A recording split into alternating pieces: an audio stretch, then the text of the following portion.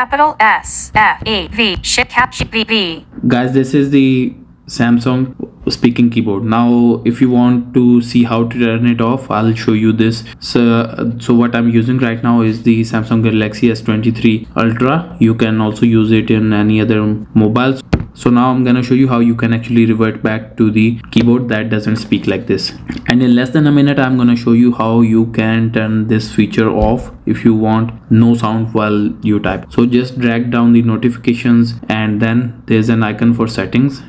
Click on that, and once you are here, what you need to do is you need to search for keyboard. KEY. So this is what you have, Samsung keyboard. Just in the Samsung keyboard, once you are here, go down to swipe, touch and feedback. Once you are here, turn off the speak keyboard input allowed. I'm gonna turn this off, and now if I go to my notes, you'll see that whatever I type, it's not giving any sound. So I hope this video was really helpful for you, and on my channel I make other tutorials that you might find interesting or important to you. So right now on your screen you will be seeing two that might be relevant to any problems that you might have. So I'll see you in either of those.